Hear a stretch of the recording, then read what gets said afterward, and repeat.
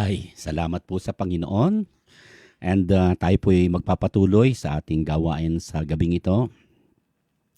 Ang nakatutuwa po ay ang mga mananampalataya, mukhang kahit na sa kabila ng nakaambang mga kung anong panganib, kaya po nating tumingin sa ating Panginoon. At hindi po tayo dapat natitigatig doon sa ating mga nararanasan as of now. Although ang dami nating mga balitang hindi magaganda. At ako'y naniniwala na ang mananampalataya dapat ay hindi nagkakaroon po ng negatibong reaction dun sa kanyang mga nababalitaan.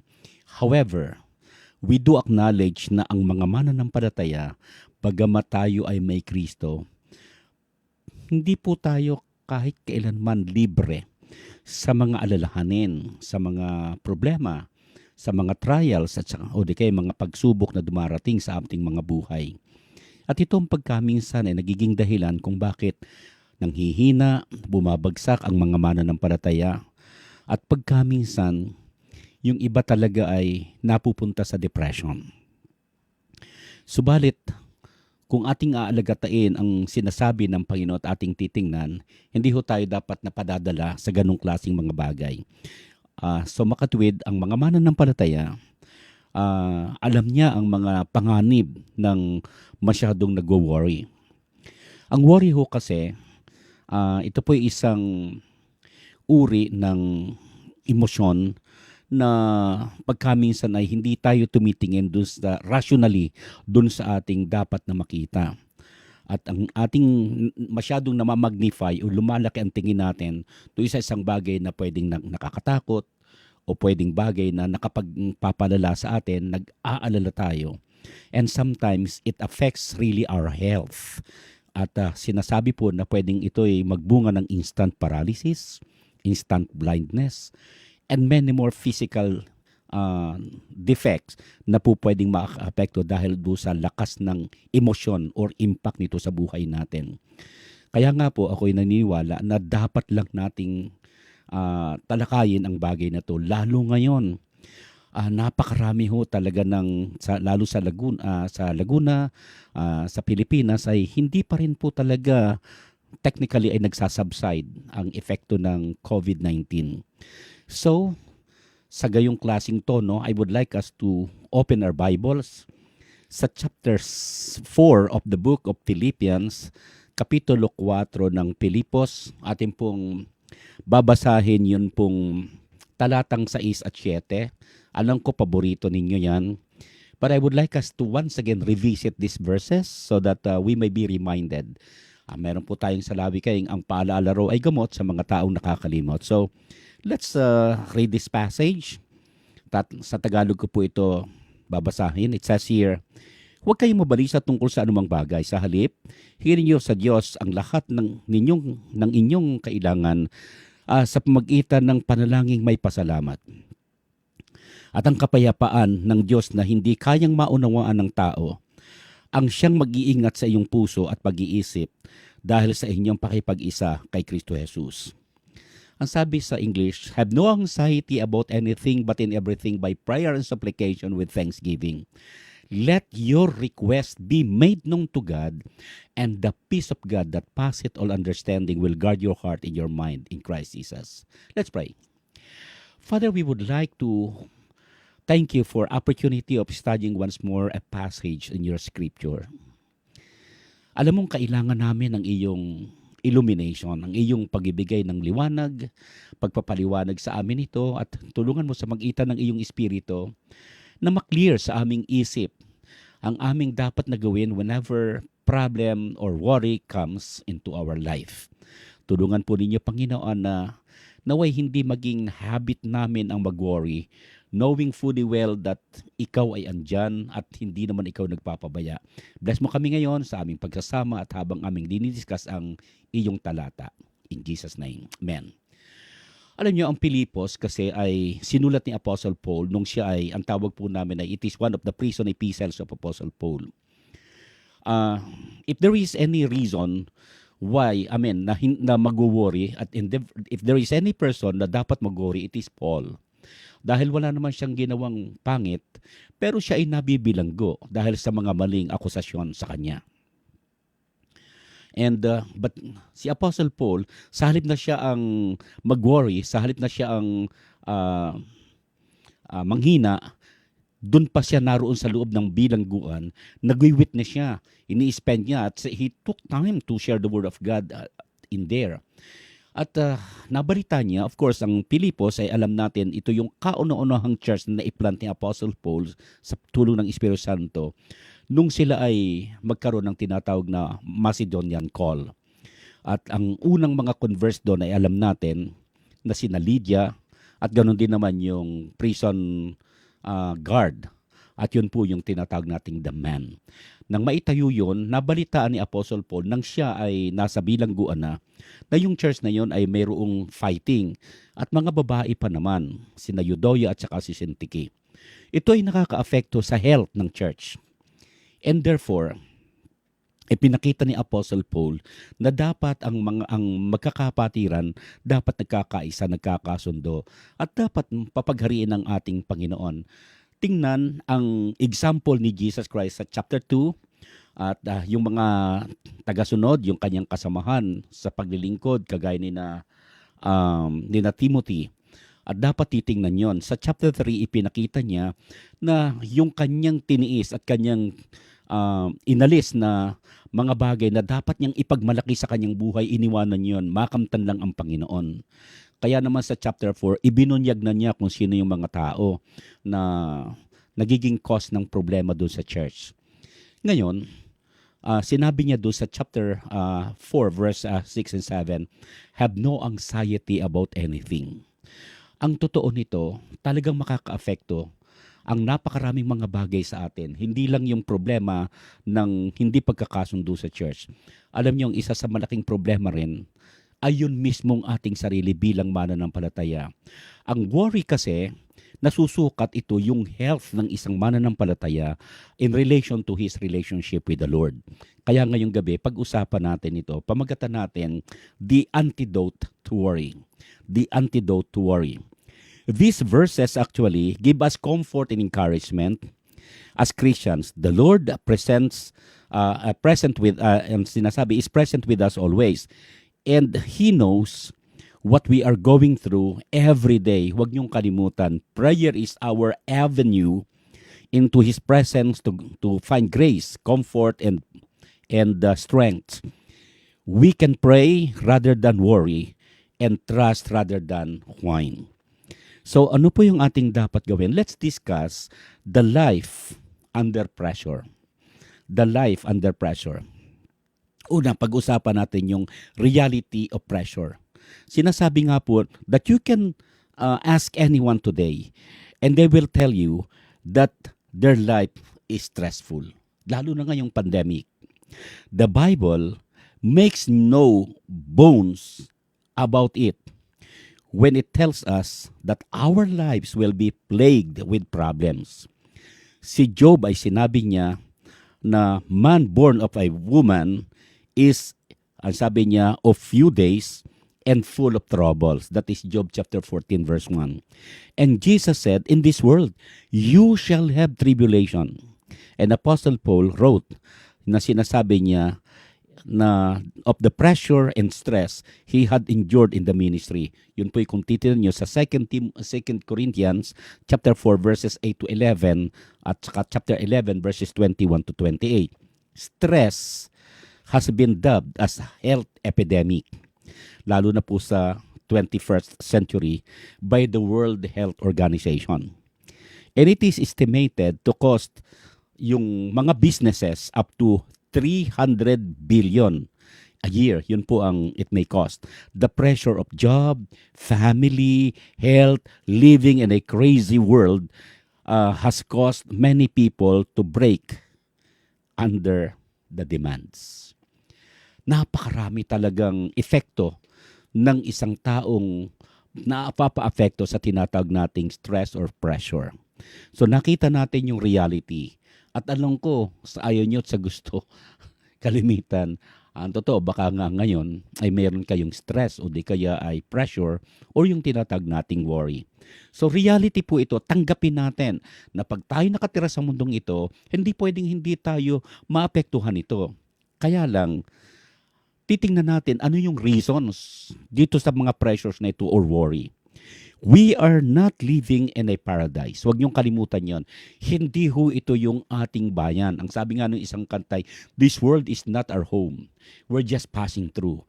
Our home, ang sinabi ni Apostle Paul sa chapter 3, verse 20 and 21, ang ating tunay na bayan ay langit, hindi ho ito. Kaya kung ikaw man ay mabuhay, ang tawag po ng Panginoon dito, we are living in this, ang tawag po natin ay tayo po yung mga squatter lang sa mundong ito. Kaya huwag kayong kaiisip na para magtatagal tayo rito. And there are so many reasons. At nakita ko po ito na nagbigay lang ako ng at least mga 4, pero napakarami po nitong dahilan. Una, the curse of sin.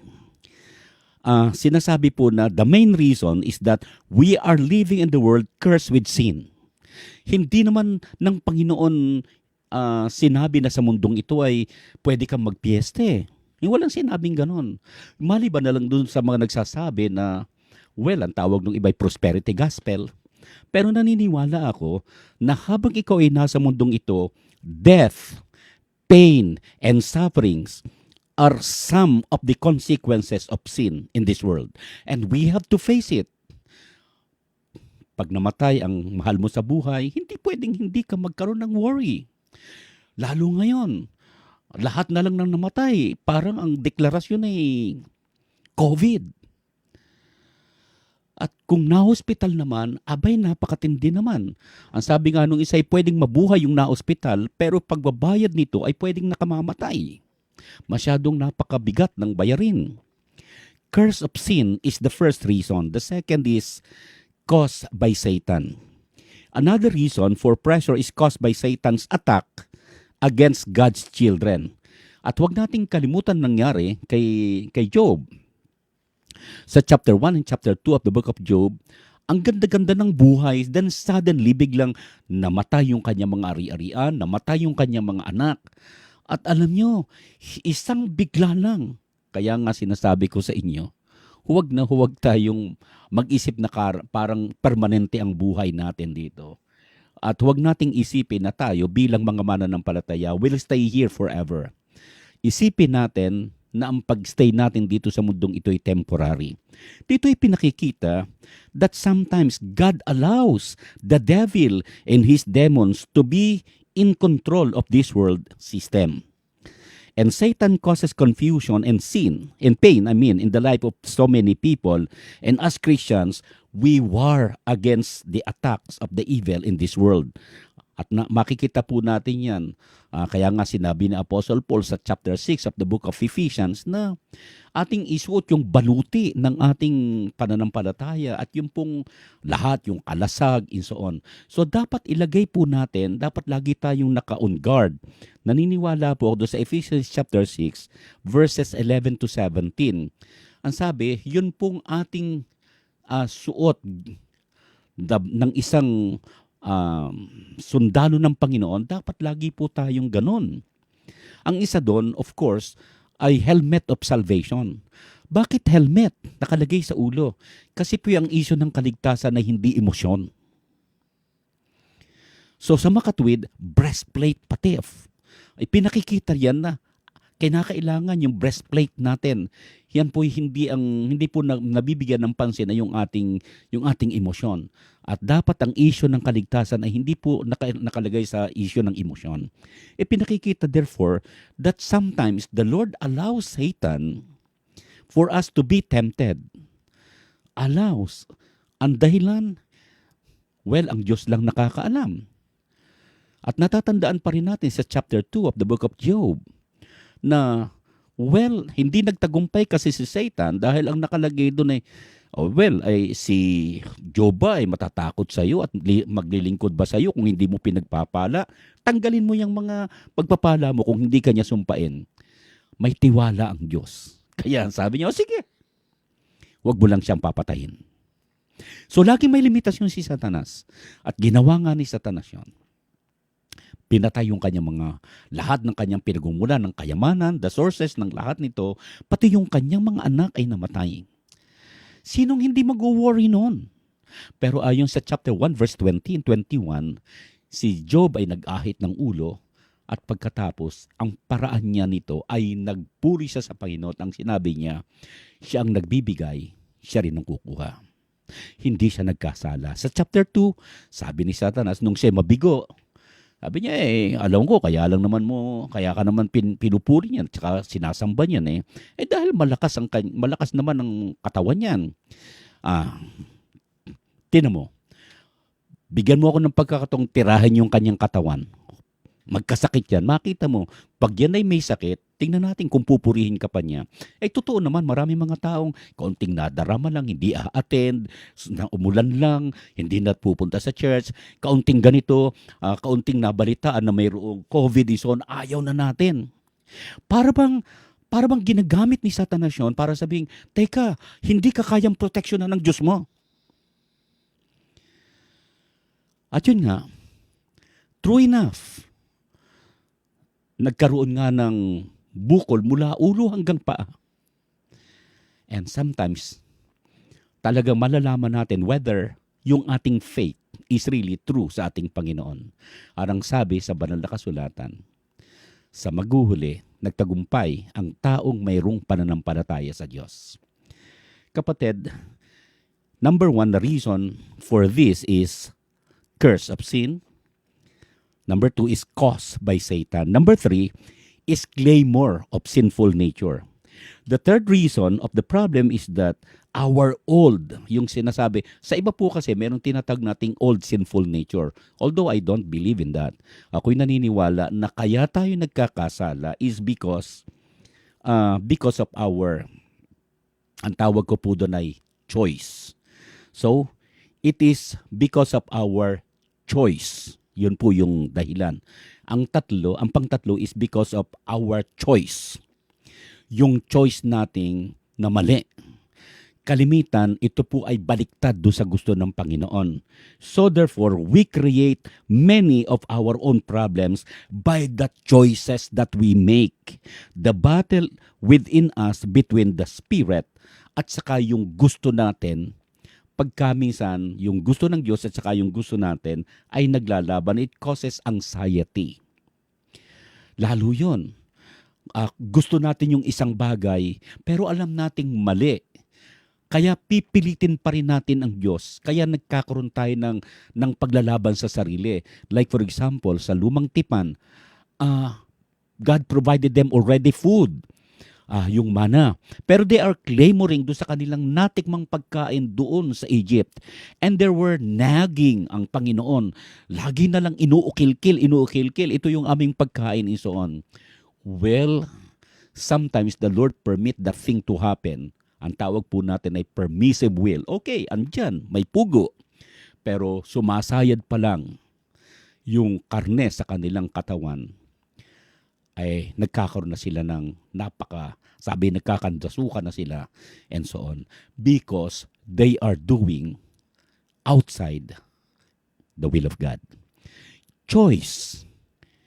Ang tawag natin ay yung mga maling pagpili, hindi rin ho tama. Sa makatwid, dapat ang isang mananampalataya ay pumili ng ayon sa Panginoon.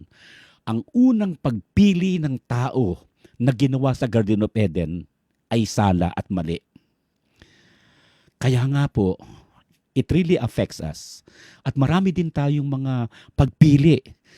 Bakit maraming mga kadalagahan ang pagkaminsan ay nakaapektuhan, umiiyak, ngongoy-ngoy, and so on. Dahil meron silang gusto kahit alam nilang hindi naman tama na sila pipili ng non-Christian. Ganon din naman ang mga binata. Ang mga dalaga at saka binata o di kaya ang mga Mr. at saka Mrs.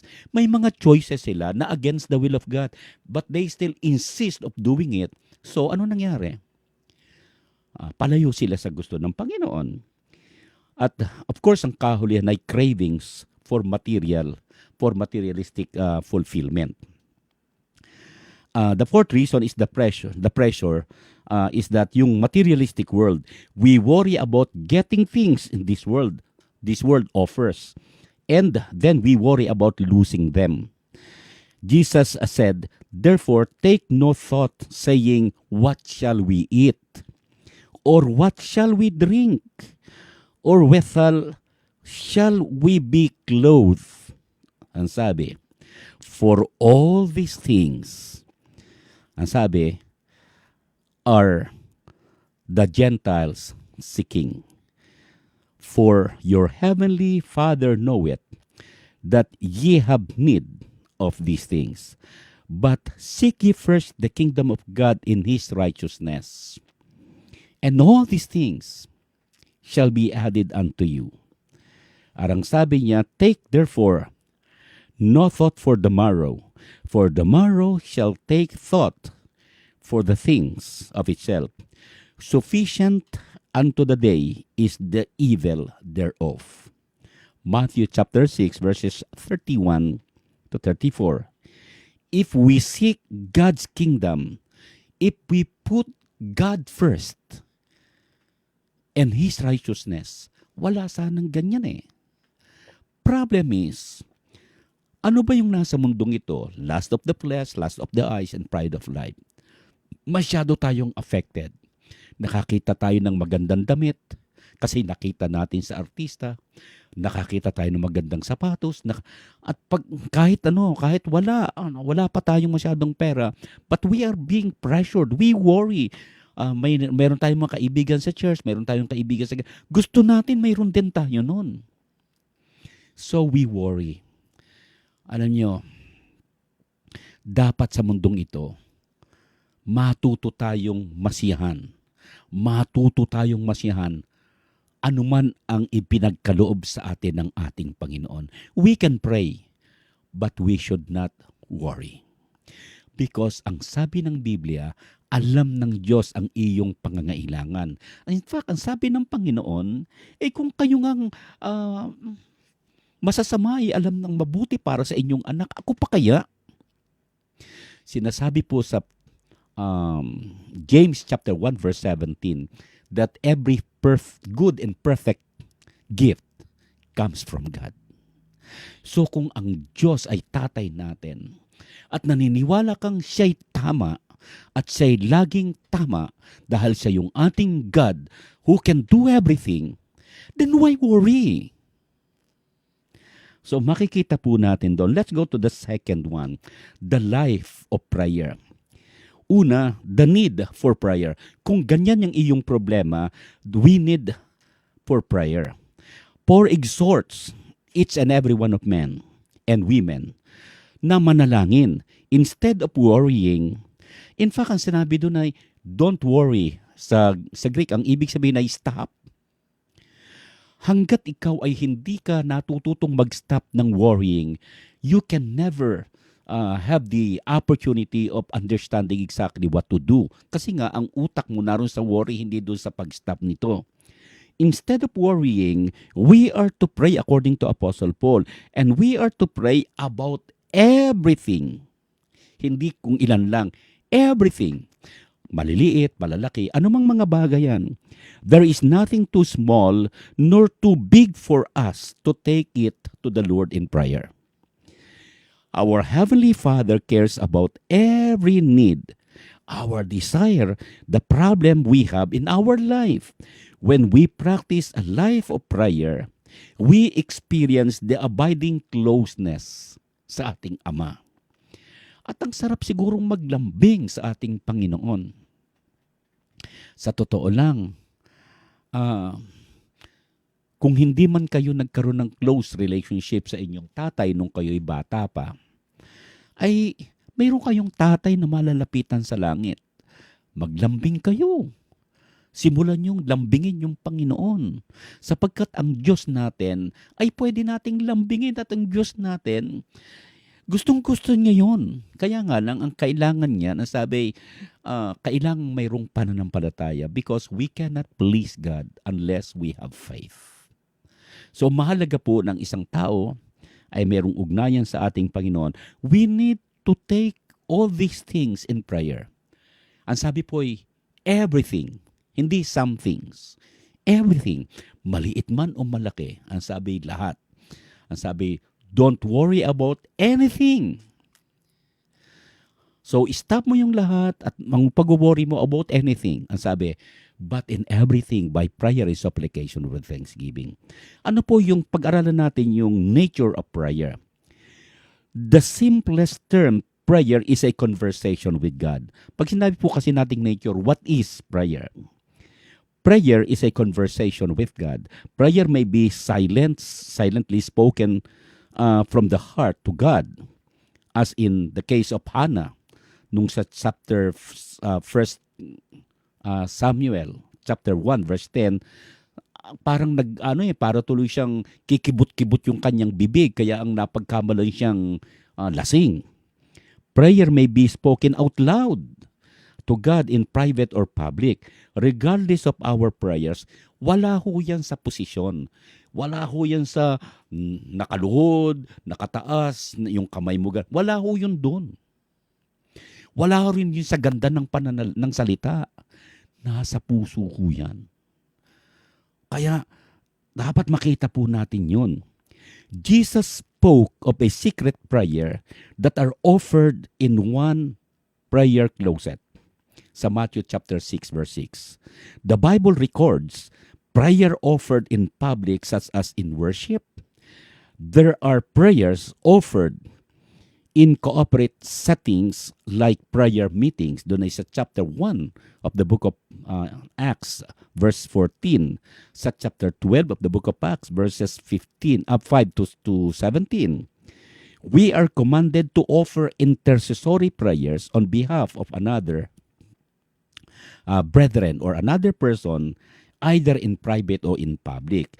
That is in 1 Timothy chapter 2, verse 1.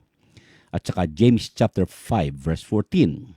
So, Paul uses four, at hindi ko po babaguhin, hindi ko po i-alliterate. Four uses different words in our text to discuss it. Aking didiscusin po, una sa lahat, to describe prayer. Number 1, prayer. The word prayer is used for making requests known to God.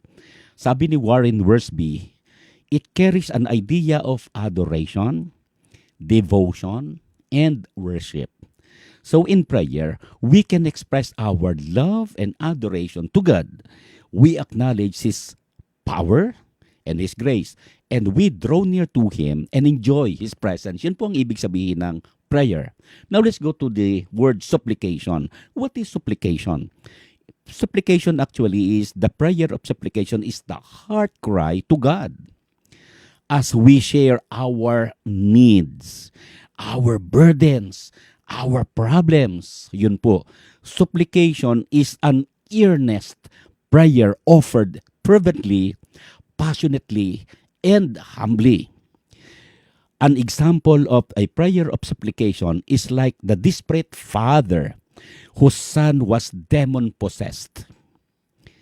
The man turned to Jesus and asked, "If thou canst do anything, have compassion on us and help us." And Jesus said unto him, "If thou canst believe, all things are possible to him that believe." And straightway, ayon sa Biblia, the father of the child cried out and said with tears, "Lord, I believe. Help thou my unbelief." That is in Mark chapter 9, verses 22 and the following. A prayer of supplication is a prayer for help. Number 3, ang tawag po dito, of course, doon sa supplication, Jesus is our mediator or our high priest, and we can come directly to Him in prayer before the throne of His grace, where we may obtain mercy. Nakalagay po yan sa Hebrews chapter 4, verses 14 to 16. Number 3 is request.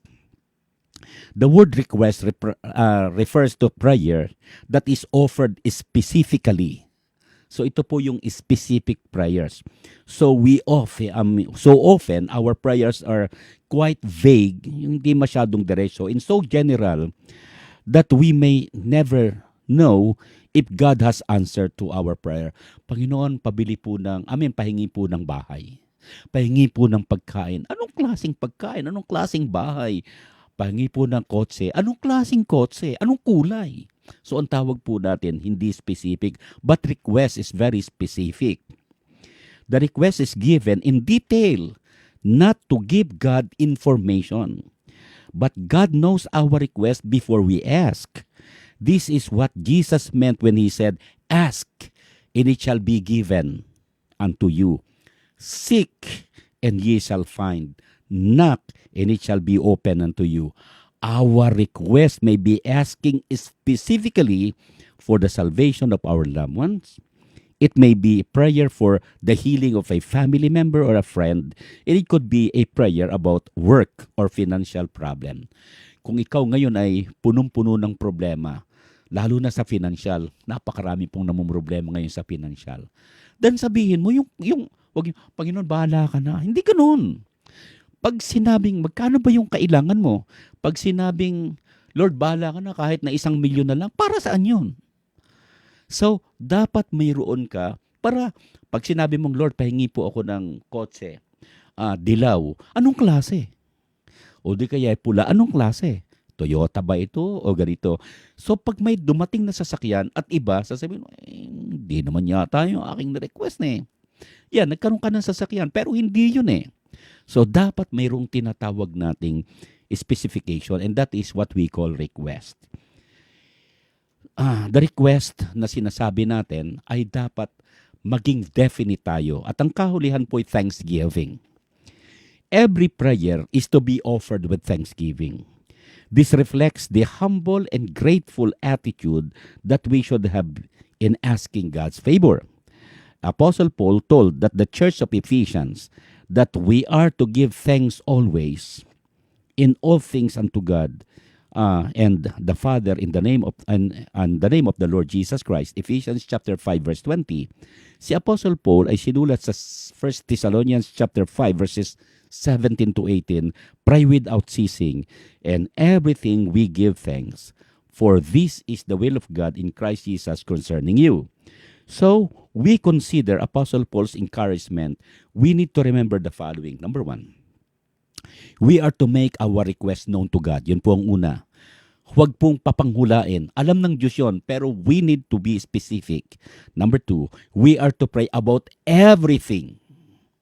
Number 3, we are to worry about nothing. We are to worry about nothing. Number 4, we are to give thanks for everything. Pag sinabi pong everything, whether it be ang iyong appreciation para sa tingin mo masakit o di kaya ganito, basta magpasalamat ka because we know that all things work together for good. Sa tingin natin ngayon, hindi ito maganda, pero tandaan natin, all things work together for good. And then, kahulihan, we are to trust God completely because once na maibigay natin kay Lord yung request, hindi na ho natin problema yun. Bayaan mo problema ang Panginoon, ba't naman mag-worry ka? Hindi mo naman gawain yun. Di po ba? So, yung 5 yun, we are to make our request known to God. We are to worry about everything. We are to pray about everything. We are to worry about nothing. We are to give thanks for everything. And we are to trust God completely. Kahulihan na dating pag-uusapan, the life of peace. Pag-usapan natin yung the promise of peace. Ang peace po kasi pangako ng Panginoon sa isang tao, sabi doon, and the peace of God that passeth all understanding will guard your heart and your mind in Christ Jesus. Yung pong kapayapaan pala, siya po ang nagugwardya sa atin. Ang tungkulin po niya, siyempre ang gwardya ang tungkulin, yung papasok at lalabas. Yung papasok, yung papapasukin mo sa iyong loob ng pagkatao, ito ba'y manggugulo lang? Ay kung manggugulo, huwag mong papasukin. Pero kung lalabas at ito may maganda, ba't mo nang palalabasin? Di po ba? Kaya hindi dapat lumalabas pagka magaganda yung mga bagay. Sasabihin mo kay Lord. Pero ang problema, hindi nga pinalalabas dahil may COVID, tuloy pa rin. We can have peace in our life if it is because it is the promise of the Lord. It is not the promise that we will be free from problems. Hindi po ipinangako ng Diyos. And trials, hindi po niya pinangako yun. But the promise of God's peace during those trying moments ay pangako ng Diyos. Si Apostle Paul said that the peace of God shall keep your heart and your minds. And notice that this is keeping through Jesus Christ. The peace of God comes from and through the person of Jesus Christ. He is the source of our peace. And Jesus said to his disciples, "Peace I leave unto you, and my peace give I unto you. Not as the world giveth, give I unto you. Let not your hearts be troubled, neither let it be afraid." John chapter 14 verse 27. The peace of God that passeth all understanding. This is a peace that gives calmness of the heart and mind during the times of storm and trials in life. This kind of peace cannot be explained. Hindi na, ba't ganun? So, pag kamisan maramdaman, ba't ganun? Nakaya ko. Pero kung iyong aalagatin, o nga naman, ba't napagdaanan ko yun? Saka mo masasabing yung paligaling sa Panginoon. This kind of peace cannot be explained, but it can be experienced. So tingnan natin, possessing of peace. Paano ka magkakaroon nito? Paul possessed such kind of peace in this life. Si Paul as a prisoner doon po sa Rome, then he wrote the letter to the Philippi believers. At mayroon po akong nakita kasi na 4 na mahalaga, although marami, pero 4 lang po yung aking inilagay dito. Una, possessing peace ay nagbibigay po ng una sa lahat, it really comes from the presence of God. Do you believe that God is with you? Ang sabi niya, I will be with you. Hindi sometimes. Ang sabi ng Panginoon, doon po kasi sa prison cell, si Apostle Paul wrote of joy, peace, and prayer. A life of peace is a life centered on the Lord Jesus Christ. Prayer keeps us focused on the Lord and builds our trust in Him. Si Prophet Isaiah ay nagsabi doon po sa Isaiah 26 verse 3, "Thou dost keep him in perfect peace, whose mind is stayed on thee because he trusts in thee." Yun po, kung ikaw ay naniniwalang ang presensya ng Diyos ay hindi kanya iniiwanan, that very presence of God could rebuke you. Ba't naman ikaw ay natatakot? Kaya nga po, ang isang mang-aawit, sinabi niya doon sa Psalms chapter 23 verse 4, "Though I walk through the valley of the shadows of death, I will fear no evil." Reason? Because you are with me. The presence of God is enough na maging dahilan para tayo tumayo at tayo manghawakan. The presence of God is enough para tayo ay maging matatag. Pangalawa, the promise of God. Prayer connects us to the Lord, who is our joy and our peace. Sabi po Apostle Paul discovered the secret of prayer. And that is not always getting what you ask for, but finding Jesus. He is the treasure you need in your life. According to Isaiah 41 verse 10, "Fear not, for I am with you. Be not dismayed, for I am your God. I will help you. I will uphold you with my victorious right hand." Walang pagsubok, walang problema, walang mabibigat na sinasalunga ka nang ikaw ay nakaisa. Ang sabi, I am with you. That is the promise of God. Ang ganda ng pangako ng Diyos. At by the way, ang Diyos po natin ay hindi pabayang Diyos.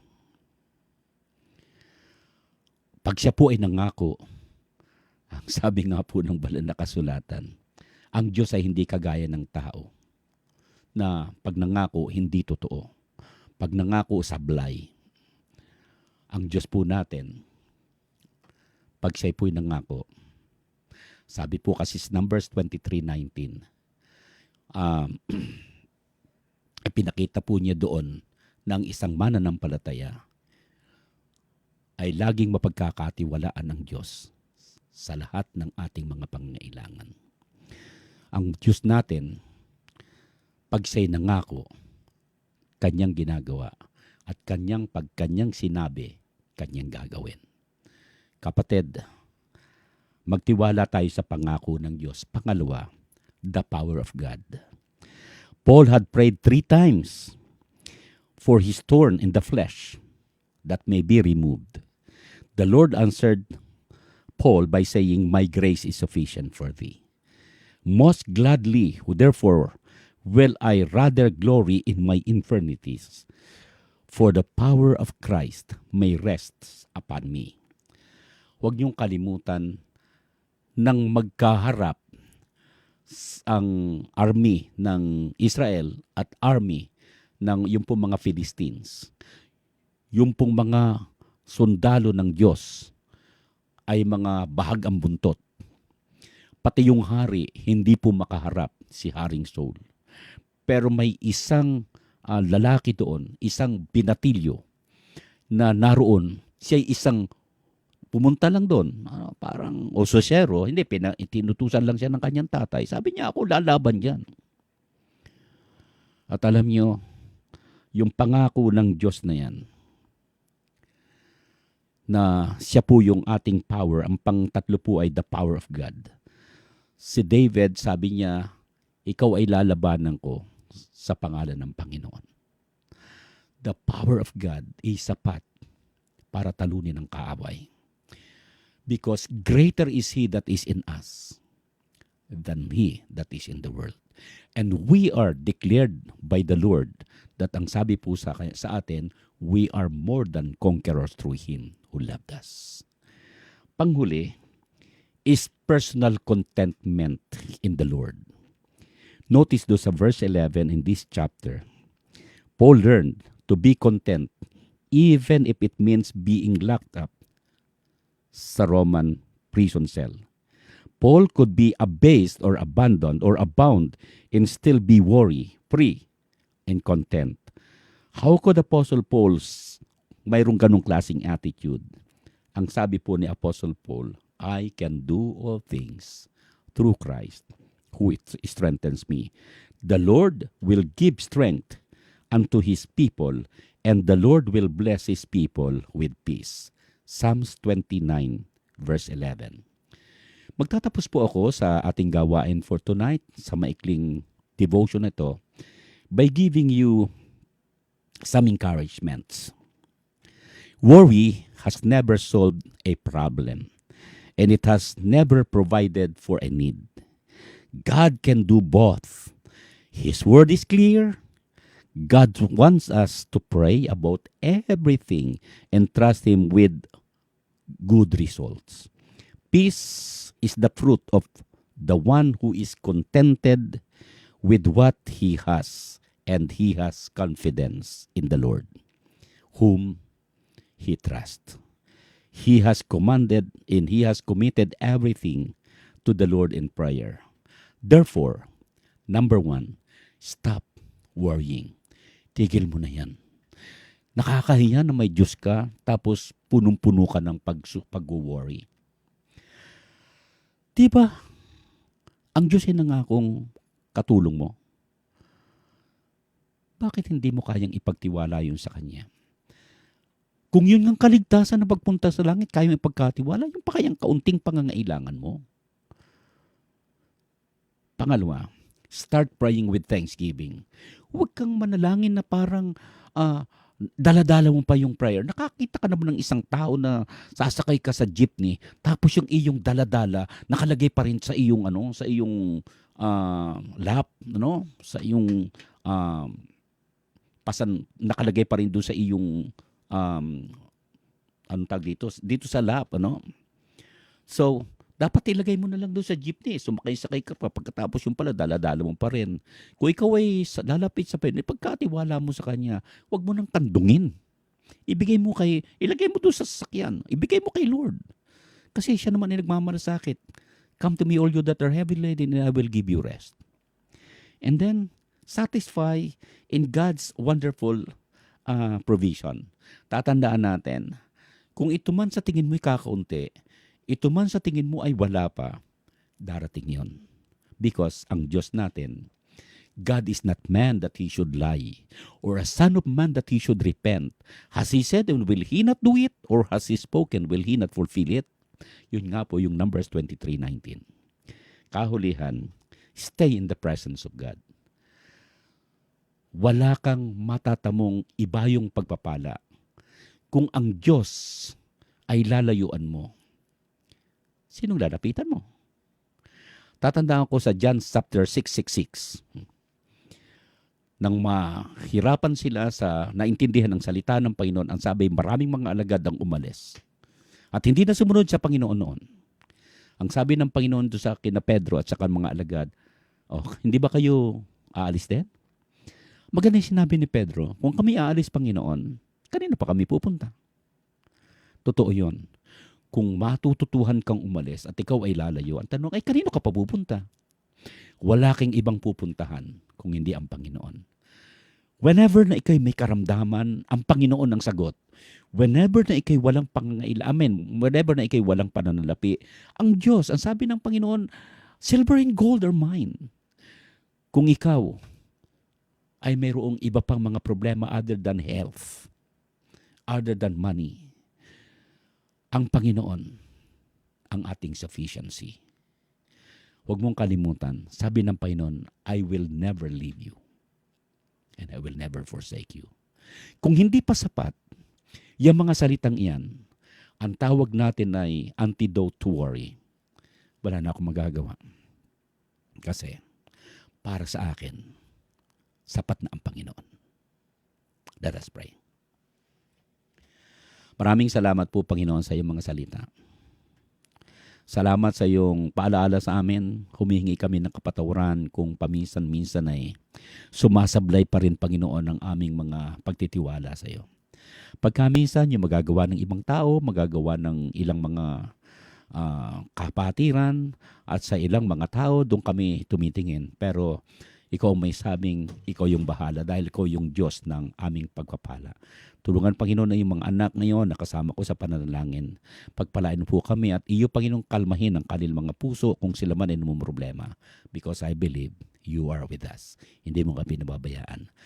Iyo po, Panginoong, i-touch ang bawat puso ng mga kapatiran at bayaan mo, Panginoong, maramdaman nila that they are not alone because you are with us. Accept our thanksgiving in Jesus' name. Amen.